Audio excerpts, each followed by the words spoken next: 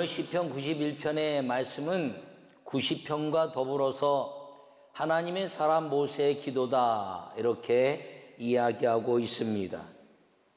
오늘 이 90편과 91편은 신명기 32장을 중심으로 한 모세의 노래, 그를 기반으로 해서 이 모세가 하나님 앞에 어떻게 기도하고 그것을 우리에게 믿음으로 남겨주고 있는가를 살펴보려고 합니다. 이 시편 90편은 읽지는 않았지만 이제 모세가 고백하기를 산이 생기기 전 땅과 세계도 주께서 조성하시기 전 곧 영원부터 영원까지 주는 하나님이심을 고백하고 있습니다. 그러면서 인생은 이제 고백하기를 우리의 연수가 70이요 강건하면 80일지라도 그 연수의 자랑은 수고와 슬픔뿐이다 이렇게 이야기하고 있습니다. 모세가 고백하고 있는 이 70과 80의 인생의 고백은 그 연수가 순적히 지나가는 자기 주도적인 삶이었습니다. 우리가 성경 속에서 알다시피 모세는 120세까지 살고 있습니다. 그런데 이 모세가 고백하는 연수가 70여 강건은 80일지라도 그 연수의 자랑은 수고와 슬픔뿐이다. 신속히 날아간다는 말은 40은 애굽의 왕궁에 살면서 자기의 힘을 키웠다고 생각했고, 그리고 여러 가지 환경 속에서 이제 사람을 죽이고 자기 스스로 이스라엘의 해방을 꿈꿨던 이 모세는 그 살인으로 인하여 미디안에 도망가서 자기가 아무것도 할 수 없는 인생의 좌절과 그리고 그 미디안 광야에서 양들을 치면서 갖는 인생의 그 모든 것들이 그 수고가 더 헛된 것뿐이고 신속히 지나가는 것인데, 이 80대부터 40세까지 인생, 120세까지의 40년의 인생은 자기의 모든 것들을 자기가 할 수 있고 자기가 할 수 있는 것이 아무것도 없었지만 떡이나무 불꽃 가운데서 만난 여호와 하나님, 너는 가라 이스라엘 백성을 구원하라 이야기했을 때 가서 뭐라고 이야기하겠습니까? 라고 고백하자 아브라함과 이삭과 야곱의 하나님이라 말하고 나는 스스로 있는 자니 여호와라 하라 야훼로 하라 이렇게 가르쳐 주시면서 모세에게 명령하신 80부터 120세의 인생은 그가 경험할 수 없는 하늘과 땅과 창조주 하나님에 대한 놀라운 은혜를 경험한 시간이었으며, 오늘 91편을 통해서 그 여호와 하나님의 아름다운 역사를 오늘 우리에게 다시 한번 각인시켜 주시고, 어떤 환난과 역경 속에서도 내가 내 인생을 자랑할 만한 어떤 것이 아무 소용없는 그 인생 가운데서 오직 여호와 하나님만이 우리의 피난처가 되시는 이 고백이 오늘 이 사순절을 지나고 코로나19를 통해서 이 환난과 역경과 재앙이 우리 안에 있다 할지라도 피난처 되신 그 하나님의 아름다운 믿음의 고백이 오늘 여러분 모두에게 임하기를 간절히 축원합니다. 영상으로 예배하는 자나 성전에서 예배하는 자나 이 예배자의 자세를 잊어버리지 않고 그 자세의 태도를 이제 상실하지 않는 이 예배자의 은혜를 통해서 피난처 되신 하나님의 은혜가 오늘 이 모든 예배하는 여러분 모두에게 임하기를 간절히 축원합니다. 오늘 이 시편 91편의 말씀은 환난과 역경, 슬픔과 재앙 같은 인생 가운데서 피난처 되신 하나님을 보게 하신 그 예수님의 은혜를 사순절 동안에 간직하게 하는 모세의 고백이 우리의 고백이 되어야 한다는 사실을 기억하고, 예수님이 우리에게 그 사순절을 통하여 고난 가운데서, 재앙 가운데서, 환난 가운데서, 죽음 가운데서 우리에게 영생의 아름다운 십자가와 천국이 피난처 되심을 보여주신 그 예수님의 은혜가 오늘 이 모세의 기도를 통한 그 고백과 더불어서 우리의 고백이 되고 믿음의 아름다운 열매를 맺어내는 우리 모든 성도들이 되시기를 간절히 축원합니다. 오늘 이 피난처 되시는 이 91편의 요약의 말씀을 제가 정리해서 읽도록 하겠습니다. 안전한 피난처에 있는 사람은 평안한 사람입니다. 지존자와 전능자이신 여호와는 재앙 속에도 보호하시는 완전한 요새입니다. 할렐루야. 여러분, 어떤 환경과 역경 속에 있다 할지라도, 재앙 속에 있다 할지라도 그 피난처가 안전하다면 거기에는 평안이 있는 것입니다. 오늘 본문에 말하기를 지존자의 은밀한 곳에 거주하며 그 전능자의 그 나라에 사는 자여, 이렇게 이야기합니다.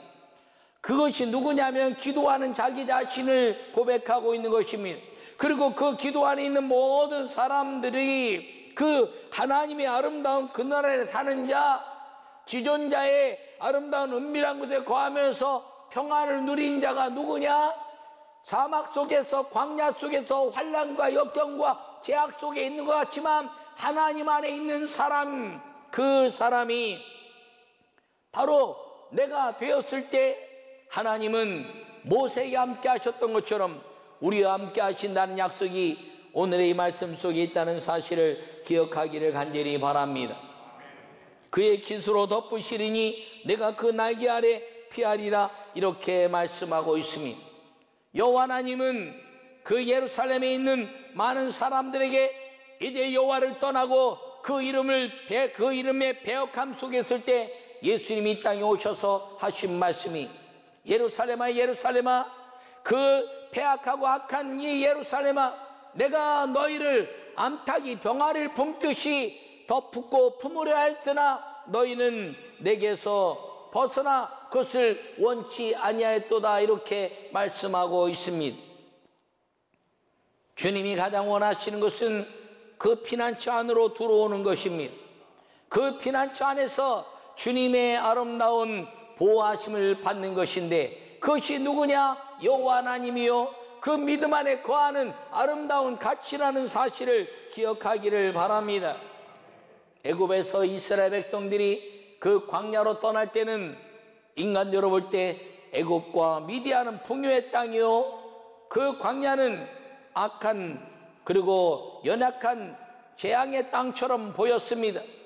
그러나 그 애굽에 있을 때는 싸움과 시기와 질투와 그리고 사람 속에 재앙이 있었지만, 광야에서는 모든 자연이 재앙인 줄 알았으나 하나님과 함께 만나는 이스라엘 백성들은 먹이시고 입히시고 보호하시는 생수로, 메추라기로, 만나로, 그리고 구름 기둥과 불 기둥으로 보호하시는 가장 풍요하고 가장 완전하고 가장 아름다운 평강의 요새였다는 사실을 여러분 기억하기를 간절히 바랍니다.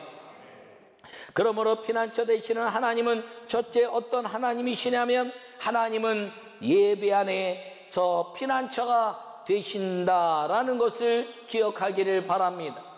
하나님은 언제나 예배 안에서 피난처가 되시는 것입니다.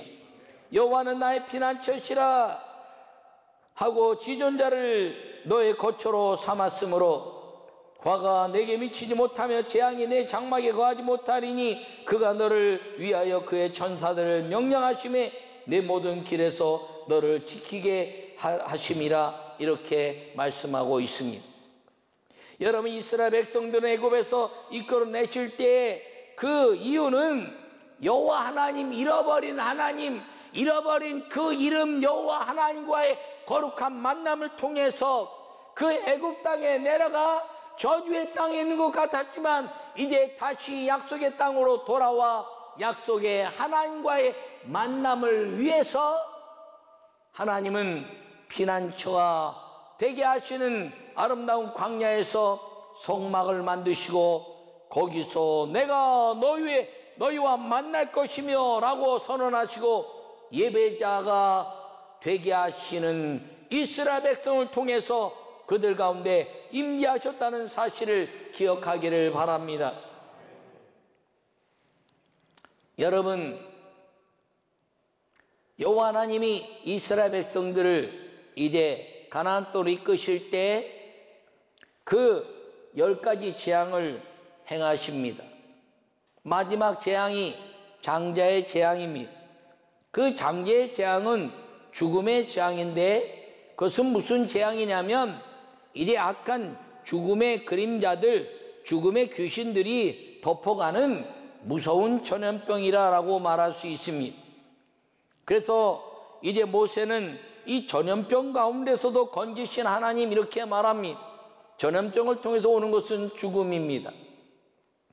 마지막 장자의 재앙을 통해서 하나님은 그 밤에 장자들을 순식간에 엎으시고 그리고 무서운 죽음의 그림자를 통해서 전염병이 되어 순식간에 꼬꾸라뜨린 그 사건을 통해서 바로는 이스라엘 백성들을 이제 애굽에서 나가게 하는 허락을 합니다.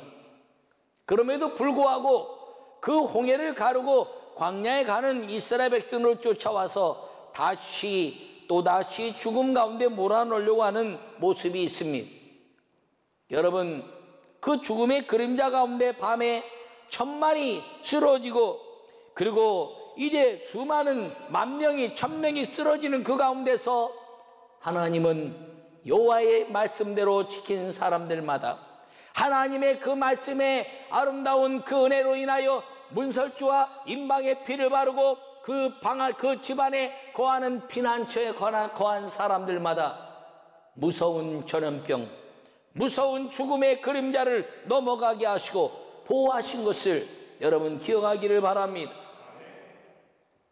그래서 그것을 통해서 이제 광야로 지나가고 홍해를 건너게 하실 때 주님이 수많은 천과 만을 그 바닷속에 몰살시키면서 나는 여호와라, 나는 전능한 하나님이라, 내가 너희를 보호할 것이고 전쟁은 내게 속한 것이니 내가 너희와 싸울 것이다 말씀하시면서 모든 전염병과 인간의 재앙을 이제 막아주신 그 하나님의 은혜는 광야로 부르시고 거기에 성막을 지으시고 예배자로 이스라엘 백성을 부르셨던 것처럼 예배자의 삶을 사는 사람이 되기만 하면 하나님은 피난처 되신다는 그 은혜가 우리에게 있다는 사실을 기억하기를 간절히 축원합니다. 둘째는 하나님은 믿음 안에서 피난처가 되시는 것입니다. 하나님은 믿음 안에서 피난처가 되시는 것입니다. 하나님이 이르시되 그가 나를 사랑한즉 내가 그를 건지리라, 내가 그 이름을 안즉 내가 그를 높이리라, 그가 내게 간구하리니 내가 그에게 응답하리라, 그들이 환난 당할 때 내가 그와 함께하여 그를 건지고 영화롭게 하리라. 할렐루야. 오늘 14절과 15절의 말씀을 하고 있습니다. 하나님께서 이르시되, 모세가 하나님께 들은 음성입니다. 모세가 이제 십계명을 받으며 언제나 그는 하나님을 대면하여 보듯이 하나님과의 만남을 가졌다 이렇게 이야기합니다. 그 하나님과 만남에 대한 가치를 모세는 하나님의 법궤, 하나님의 말씀 안에서 이루어냈습니다. 그 하나님의 법궤는 그룹을 이제 통하여 그 하나님의 말씀의 법궤를 지키는 것처럼 형상을 만들었습니다. 그 모세는 그 그룹의 전사들의 아름다운 삶을 통해서 하나님이 말씀하신 음성을 언제나 들을 수 있었던 것은 그가 믿음의 사람이었기 때문입니다. 여러분이 믿는다는 것은 안다는 것이죠. 아는 것으로 끝나는 것이 아니라 알았으니 믿는 것입니다. 할렐루야. 여러분, 그래서 호세아는 말씀하시기를 심써 여호와를 알자, 심써 여호와를 알자, 심써 여호와를 알자 이렇게 말한 것은 여호와를 알았으면 내게 믿음이 생긴다는 것입니다. 오늘 모세가 이야기하는 이 고백에도 마찬가지입니다. 그가 나를 사랑한즉 내가 그를 건지리라. 하나님 말씀하시기를 누가 나를 사랑하면 내가 그를 건질 것이고 내 이름을 알면 내가 그를 높이리라. 할렐루야. 여러분, 이것은 무슨 관계냐면 그가 내게 이제 하나님이 아버지 되시고 그리고 자녀 된다는 것입니다. 요한복음 1장 12절에 영접하는 자 곧 그 이름을 믿는 자들에게는 하나님의 자녀가 되는 권세를 주셨더니 이는 혈통으로나 육정으로나 사람의 뜻으로 난 것이 아니라 오직 하나님의 뜻으로 난 것이니라. 할렐루야. 혈통으로 되는 게 아니라는 것이 믿음으로 된다는 것입니다. 여러분, 하나님이 아버지 되신다는 것, 여러분, 아버지는요 증명서 갖고 믿는 게 아니에요. 증명서 갖고 아버지를 아는 것이 아니에요. 아버지는 믿음으로 아는 것입니다. 어느 아들이 호적 증명서 보고 아버지를 확신하긴 하지만 언제나 아버지 보면서 아버지 호적에 아버지 이름 썼는데 아버지 이 이름이 아버지 이름 맞나요? 말하지 않습니다. 사진 가지고 사진이 붙어있지 않는데 이게 아버지가 진짜 맞나요? 말하지 않습니다. 아버지는 믿음으로 아는 것입니다. 그렇다면 그 아버지의 믿음의 가치는 무엇인가요? 이름이라는 것이죠. 아버지의 이름을 아는 사람은 오직 자녀입니다. 아버지의 이름을 부를 수 있는 사람은 오직 자녀입니다. 그래서 여호와 하나님의 이름을 부르는 자녀가 되면 내가 그를 건지고 그를 높일 것이다. 왜냐하면 아버지의 것을 누리는 자녀가 그 믿음을 가진 자녀이기 때문인 것입니다. 믿음이 없이는 하나님을 기쁘시게 할 수 없다고 히브리서 11장 6절에 말씀하고 있습니다. 여러분, 믿음이 없으면 하나님을 기쁘시게 할 수 없는데 그러면 믿음이 있으면 하나님을 기쁘게 할 수 있는 것 무엇인가요? 하나님은 나의 아버지시여, 하나님은 나의 여호와시라. 아버지에 대한 고백과 그 아버지의 이름을 부르는 자녀가 되기만 하면 하나님은 건지시고 높이시는데, 그것 때문에 하나님은 우리의 모든 것들, 바라는 것들의 실상이요 보지 못하는 것들의 증거가 되시는 전능자요 지존자이신 그 하나님의 아름다운 은혜가 믿음 안에서 다 내게로 오라, 내가 너희를 쉬게 하리 하는 피난처가 되신다는 사실을 기억하기를 축원합니다. 여호와를 힘써하는 것, 그것이 믿음의 아름다운 가치인데, 여러분, 이것이 여호와 하나님의 요새요 그리고 그것이 하나님의 아름다운 방패라는 사실을 기억하기를 축원합니다. 이 광야의 삶은 숱한 고난과 아픔과 영적으로도 여러 가지 어려움들이 있었지만, 이 모세는 하나님이 예배자가 되라 그리고 믿음의 사람이 되라 하는 그 가치를 이스라엘 백성들에게 보여주었습니다. 여러분, 그런데 사실은 그 안에서 이 모세의 고백은요 이스라엘 백성 전체에 대한 고백이기도 하지만 사실은 모세 한 사람에 대한 고백입니다. 왜요? 모세를 통해서 배울 수 있는 건 그가 70여 강건한 80인데 40년 동안 애굽 왕궁에서 40년 동안 미디안 광야에서 양을 치다가 40년 동안 광야에서 예배자로 그리고 믿음의 사람으로 하나님의 사람으로 드러났을 때 이스라엘 백성들은 모세가 시내산에 올라갈 때 아론을 중심으로 해서 금송아지를 만들었어요.